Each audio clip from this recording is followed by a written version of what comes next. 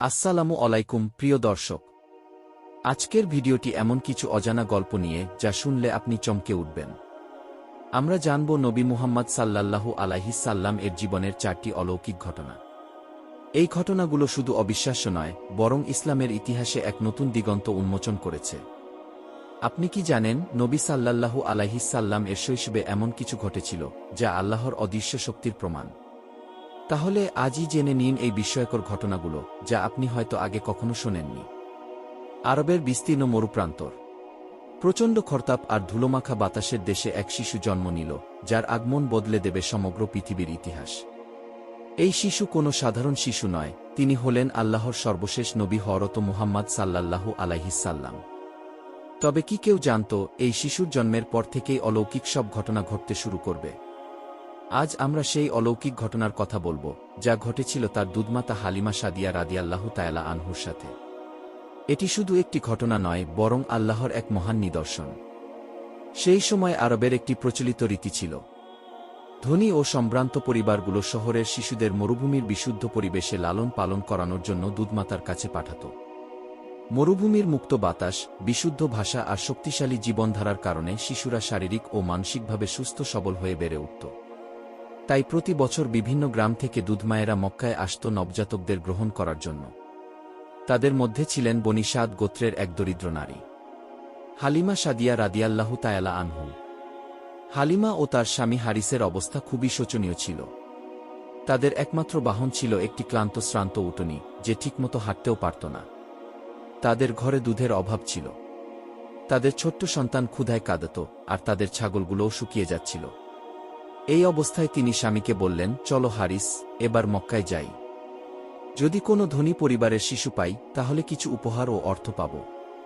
আমাদের দিন তো খুবই কষ্টে কাটছে। তারা মরুভূমি পাড়ি দিয়ে পৌঁছে গেল মক্কায়। দুধমায়েরা একে একে ধনী পরিবারগুলোর শিশুদের নিয়ে যাচ্ছিল। কিন্তু মুহাম্মদ সাল্লাল্লাহু আলাইহি সাল্লামকে কেউ নিতে চাইছিল না। কেননা তিনি ছিলেন পিতৃহীন, তার বাবা আব্দুল্লাহ রাদিয়াল্লাহু তাআলা আনহু অনেক আগেই ইন্তেকাল করেছিলেন। সাধারণত দুধমায়েরা ধনী পরিবারগুলোর শিশুদের নিত, যাতে বিনিময়ে ভালো উপহার পায়। কিন্তু একজন এতিম শিশু থেকে কী বা পাওয়ার আছে? এভাবেই একে একে সব শিশুকে গ্রহণ করা হলো, কিন্তু কেউ মুহাম্মদ সাল্লাল্লাহু আলাইহি সাল্লামকে নিল না। হালিমা ও তার স্বামী যখন মক্কা থেকে ফিরে যাওয়ার প্রস্তুতি নিচ্ছিল, তখন হালিমা স্বামীকে বললেন, হারিস, আমরা তো খালি হাতে ফিরে যাচ্ছি। এই এতিম শিশুটিকে নিলে কেমন হয়? অন্তত আমাদের দুধপান করানোর সৌভাগ্য হবে।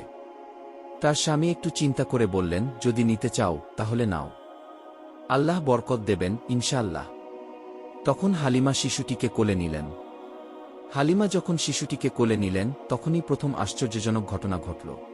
যে উটনীটি এতদিন ক্লান্ত শ্রান্ত ছিল, সে হঠাৎ করেই শক্তি ফিরে পেল। যেখানে অন্যান্য দুধমায়েরা ধনী পরিবারের শিশুদের নিয়ে ফিরছিল, সেখানে হালিমার এই দুর্বল উটনী সবার আগে দৌড়ে যাচ্ছিল। অন্যরা অবাক হয়ে বলতে লাগল, হালিমা, তুমি কি নতুন উটনী কিনেছ? এত জোরে দৌড়াচ্ছে কিভাবে? হালিমা অবাক হয়ে গেলেন। যখন তারা বাড়িতে পৌঁছাল, তখন আরও একটি বিস্ময়কর ঘটনা ঘটল।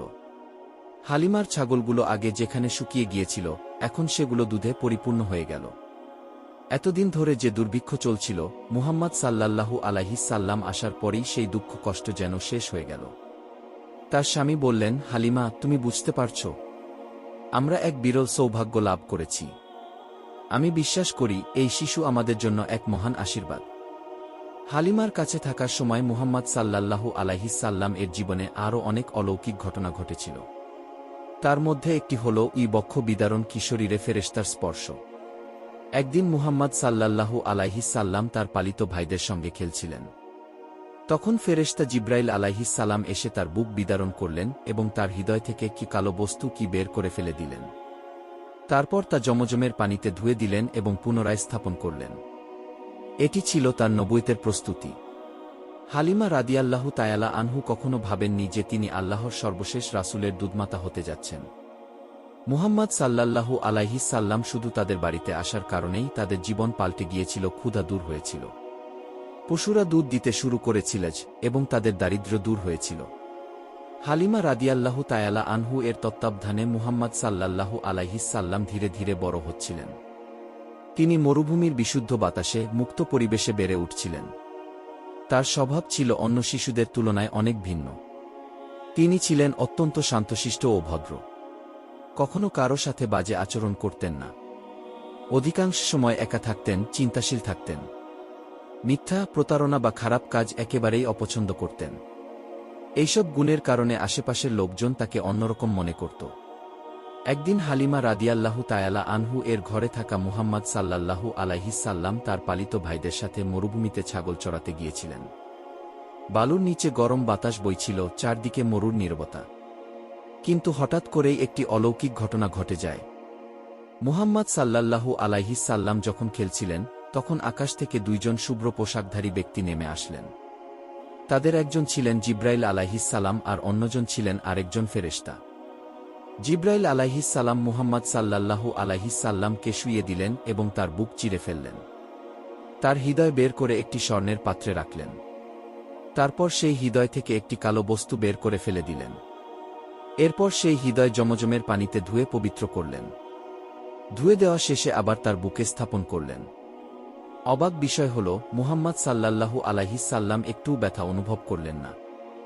এটি ছিল তার হৃদয়ের পবিত্রতা নিশ্চিত করা এবং নবুয়তের জন্য প্রস্তুত করার একটি অলৌকিক ঘটনা।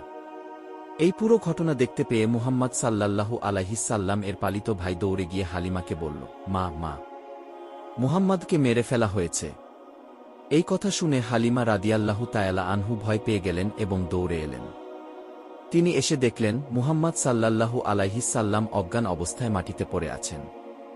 তিনি তখন তাকে শক্ত করে জড়িয়ে ধরলেন এবং জিজ্ঞেস করলেন, বাছা, তোমার কি হয়েছে?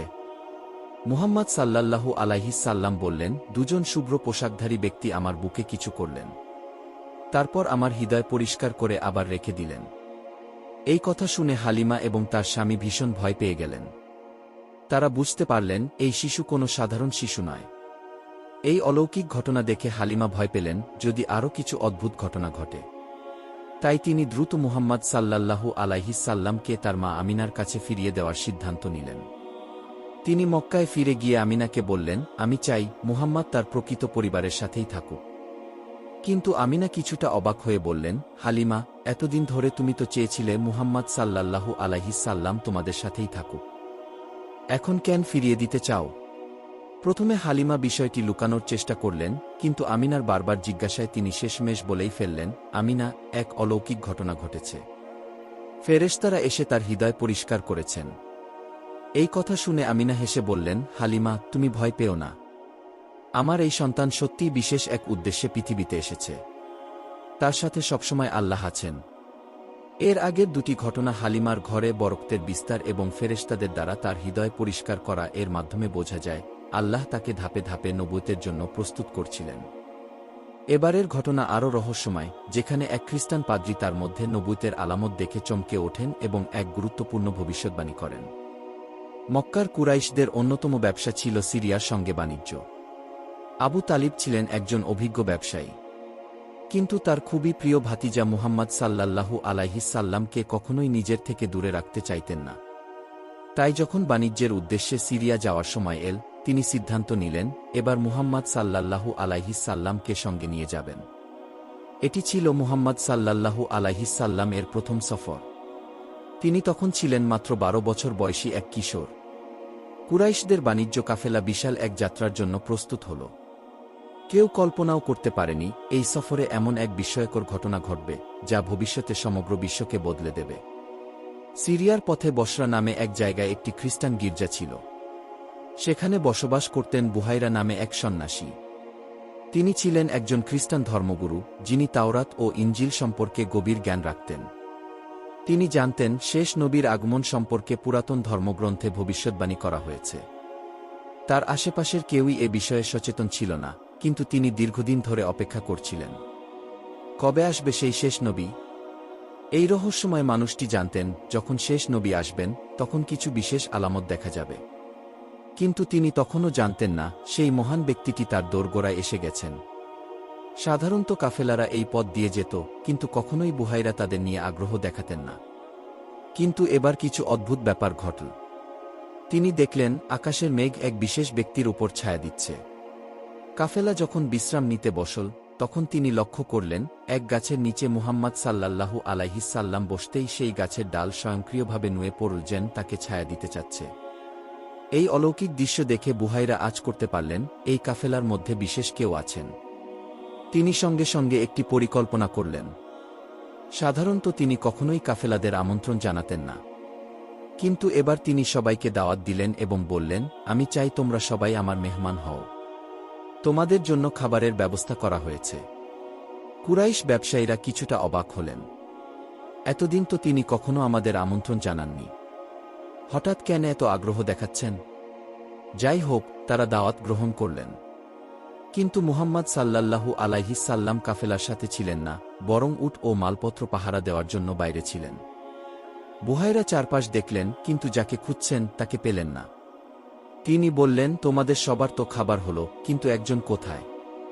তারা বলল, ওহ, আমাদের একজন কিশোর বাইরে আছে। বুহাইরা বললেন, না না, তাকে ডাকো। আমি চাই সে আমার অতিথি হোক। তারা মুহাম্মদ সাল্লাল্লাহু আলাইহিস-সাল্লামকে ডেকে আনল। বুহাইরা যখন মুহাম্মদ সাল্লাল্লাহু আলাইহিস-সাল্লামকে দেখলেন, তখন গভীরভাবে তাকে পর্যবেক্ষণ করতে লাগলেন। তিনি দেখলেন তার মুখের মধ্যে এক ঐশ্বরিক নূর আছে। তিনি লক্ষ্য করলেন তার চলাফেরা, কথা বলার ধরন, চেহারা সব কিছুই নবুয়তের আলামতের সাথে মিলে যায়।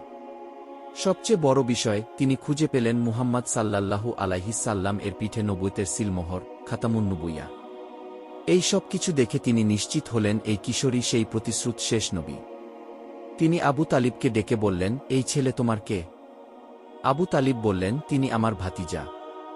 বুহাইরা বললেন, তোমার ভাতিজা অনেক বড় কিছু হওয়ার জন্য জন্ম নিয়েছে। আমি তাওরাত ও ইনজিল পড়েছি, আমি শপথ করে বলতে পারি এটাই সেই নবী যার সম্পর্কে আমরা বহু বছর ধরে জানি। এরপর তিনি আবু তালিবকে সতর্ক করে বললেন, তোমরা তাকে সিরিয়ায় নিও না। যদি ইহুদিরা তাকে চিনতে পারে, তবে তারা তাকে মেরে ফেলবে। যত দ্রুত সম্ভব তাকে মক্কায় ফিরিয়ে নাও। বুহাইরার কথা শুনে আবু তালিব ভয় পেয়ে গেলেন। তিনি বুঝলেন তার ভাতিজা সাধারণ কেউ নন, তিনি অত্যন্ত বিশেষ একজন মানুষ। তাই তিনি বাণিজ্য শেষ না করেই মুহাম্মদ সাল্লাল্লাহু আলাইহিস-সাল্লামকে নিয়ে দ্রুত মক্কায় ফিরে এলেন। পূর্বের ঘটনাগুলোয় আমরা দেখেছি, তার জন্মের সময় অলৌকিক ঘটনা ঘটেছিল। তার শৈশবে ফেরেশতারা এসে তার হৃদয় পরিশুদ্ধ করেছিলেন। সিরিয়া সফরে একজন খ্রিস্টান পাদ্রী তাকে চিহ্নিত করেছিলেন ভবিষ্যৎ নবী হিসেবে। এইবারের ঘটনা আরও বিস্ময়কর। এটি সেই সময়ের ঘটনা যখন তিনি ধীরে ধীরে যুবক হয়ে উঠছেন এবং সমাজে ন্যায়বিচার প্রতিষ্ঠার জন্য তার ভূমিকা স্পষ্ট হয়ে উঠছে। এটি ছিল এমন এক ঘটনা যা আরব সমাজের ইতিহাসে চিরস্মরণীয় হয়ে থাকবে। মক্কার কুরাইশরা বাণিজ্যের জন্য প্রসিদ্ধ ছিল, কিন্তু তাদের মাঝে অনেক অসৎ ও অন্যায়প্রবণ লোকও ছিল। আরবের বিভিন্ন গোত্রের মধ্যে প্রায়শই যুদ্ধ লেগে থাকত, কখনো সম্পদের জন্য, কখনো সম্মানের জন্য, আবার কখনো কোনো ছোটখাটো অপমানের প্রতিশোধ নিতে ভয়ঙ্কর যুদ্ধ বাঁধিয়ে দিত তারা। এদের মধ্যে সবচেয়ে বিখ্যাত একটি যুদ্ধ ছিল হারবুল ফুজ্জার বা অন্যায় যুদ্ধ। এই যুদ্ধ তখনকার সমাজে এক বিশেষ স্থান দখল করে আছে, কারণ এটি হয়েছিল এমন একটি সময় যখন হজের মাসগুলিতে যুদ্ধ নিষিদ্ধ ছিল। কিন্তু সেই নিষিদ্ধ সময়েও যুদ্ধ বাঁধিয়ে দেওয়া হয়েছিল, তাই এটিকে বলা হয়েছিল ফুজ্জার, যার অর্থ অন্যায় ও পাপাচারপূর্ণ যুদ্ধ।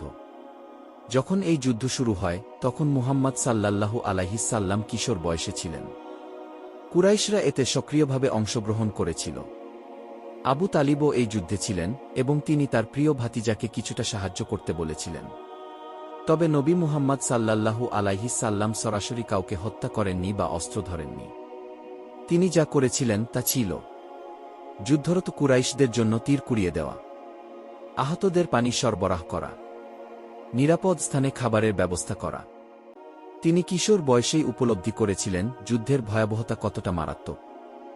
যুদ্ধ শেষে কুরাইশরা জয়লাভ করলেও মুহাম্মদ সাল্লাল্লাহু আলাইহিস-সাল্লাম এর মন এতে কষ্ট পেয়েছিল। তিনি পরবর্তীতে এই যুদ্ধ সম্পর্কে বলেছিলেন, আমি এই যুদ্ধে উপস্থিত ছিলাম, কিন্তু এতে অংশগ্রহণ করিনি। আমি চাই না এমন কোনো অন্যায় কাজে আমি জড়িত হই। এই বক্তব্য থেকেই বোঝা যায় তিনি ছিলেন সত্য ও ন্যায়পরায়ণতার প্রতীক। যুদ্ধের পর মক্কার সমাজে অন্যায় আরও বেড়ে যায়। দুর্বলের উপর অত্যাচার চলছিল, ধনীরা গরিবদের সম্পদ কেড়ে নিচ্ছিল, কেউ ন্যায়বিচার পাচ্ছিল না। এই পরিস্থিতিতে কিছু মহানুভব ব্যক্তি সিদ্ধান্ত নিলেন, তারা একটি ন্যায়বিচার সংঘ লিগ অফ জাস্টিস গঠন করবেন। এটি ছিল হিলফুল ফুজুল খে নামে একটি প্রতিজ্ঞা যা ইতিহাসে অমর হয়ে আছে। মক্কার কিছু সম্মানিত ব্যক্তি একত্রিত হলেন। তারা সিদ্ধান্ত নিলেন, সমাজে কোনো গরিব বা অসহায় ব্যক্তির ওপর অন্যায় হলে তারা তার পাশে দাঁড়াবেন। ধনী বা ক্ষমতাবান ব্যক্তি যদি কারো অধিকার কেড়ে নেয়, তারা সেটি ফিরিয়ে দিতে বাধ্য করবেন। এই সঙ্গে যারা থাকবে তারা ন্যায়ের পথে অবিচল থাকবে, চাইলেই কেউ পিছু হাঁটতে পারবে না। যখন এই সংঘ গঠিত হয়, তখন মুহাম্মদ সাল্লাল্লাহু আলাইহিস সাল্লাম ছিলেন মাত্র 20 বছর বয়সী এক যুবক। তিনি স্বেচ্ছায় এতে যোগ দিলেন। তিনি বললেন, আমি এই প্রতিজ্ঞায় অংশগ্রহণ করতে পেরে গর্বিত। তিনি বলেছিলেন, এই প্রতিজ্ঞা যদি এখনও থেকে থাকে, আমি তাতে আবার যোগ দিতে প্রস্তুত। এই সংঘ গঠিত হওয়ার পরই একটি ঘটনা ঘটল, যা প্রমাণ করল এটি কতটা কার্যকর ছিল। এক ইয়ামেনি ব্যবসায়ী মক্কায় এসে কিছু পণ্য বিক্রি করলেন। এক প্রতারক কুরাইশ নেতা বলল, আমি পরে দাম দেব। কিন্তু পরবর্তীতে সে টাকা না দিয়ে বলল, তুই চলে যা, এখানে কেউ তোর বিচার দেবে না। বেচারা ব্যবসায়ী হতাশ হয়ে কাবা শরীফের সামনে এসে চিৎকার করতে লাগলেন, কেউ কি আছো যে আমার ন্যায়ের জন্য দাঁড়াবে? মুহাম্মদ সাল্লাল্লাহু আলাইহিস সাল্লাম ও তার বন্ধুরা এগিয়ে এলেন। তারা ওই প্রতারক কুরাইশ নেতার ঘরে গিয়ে বললেন, তুমি তার পাওনা পরিশোধ করো। লোকটি প্রথমে অস্বীকার করল, কিন্তু যখন বুঝল এটি হিলফুল ফুজুল এর সদস্যরা, তখন সে ভয় পেয়ে টাকা ফেরত দিল।